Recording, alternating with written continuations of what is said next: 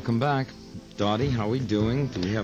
Are we in real, or are we still doing this jerried up thing? We're still doing this jerried up thing, but we have the most amazing technical people here who can jerry this up at a moment's notice. I think it's just incredible. It's true. If they only made house calls.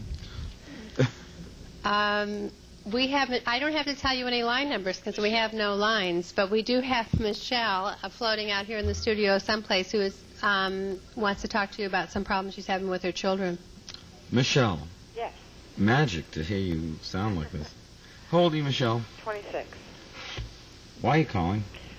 Well, I have been having a lot of problems lately dealing with my children. I have 4 kids, and I'm finding myself resenting them to the point of hate. Hate? Hate. All my children, I chose to have them. I wanted them very desperately. I love kids, and ever since I was little, I was not, very career-oriented. I wanted to be a wife and a mom, and, that was always my thing. But you didn't always feel hatred of them, did you? No. It's just been actually within the past couple of years. I have my children are pretty close together. I have an 8-year-old, a 4-year-old, and 2 2-year-olds. And twins? Yeah.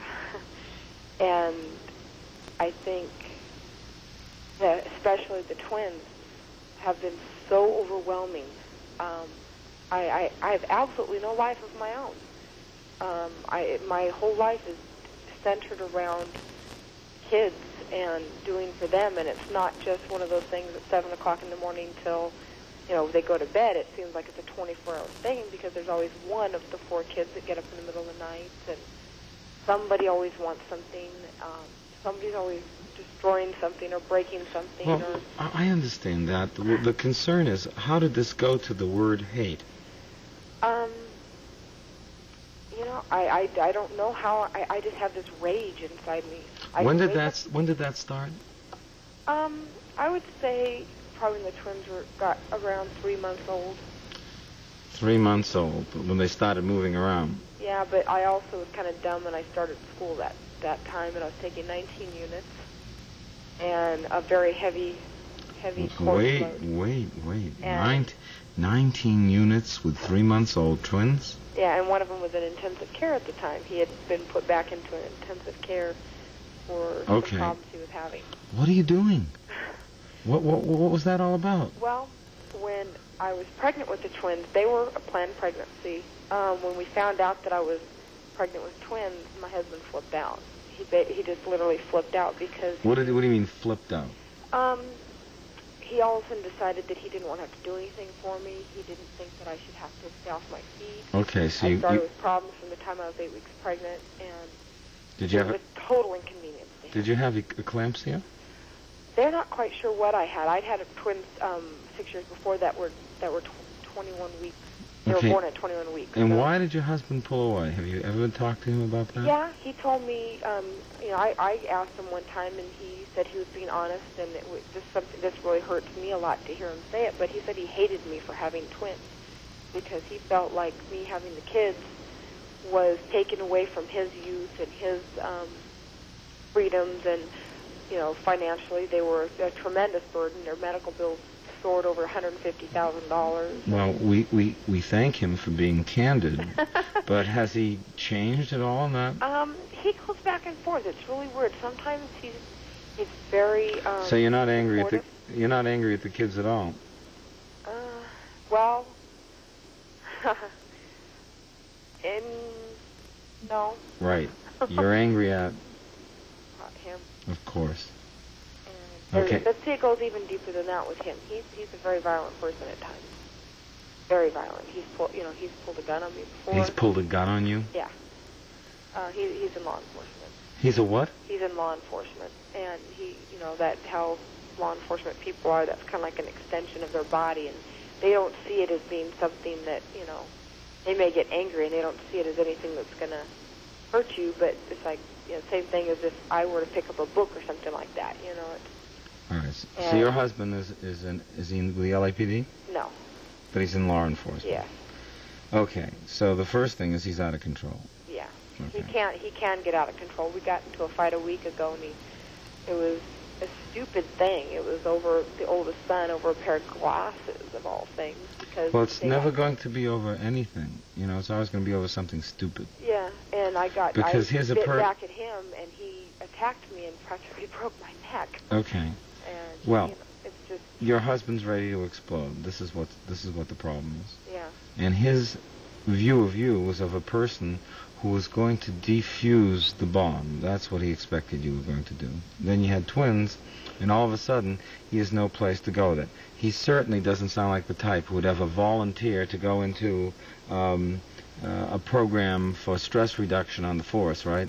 Oh no. Never. In fact, we went to marriage counseling, and it had to be written that I was the only one going to counseling because, God forbid, he ever was investigated years down the line. That's right. Found out he'd gone to a You fight. know, I've spoken to a lot of people in law enforcement who share exactly this problem, which is they are constantly being barraged with horrors on the street. Mm-hmm. They see the worst of the worst, and a part of them starts to die.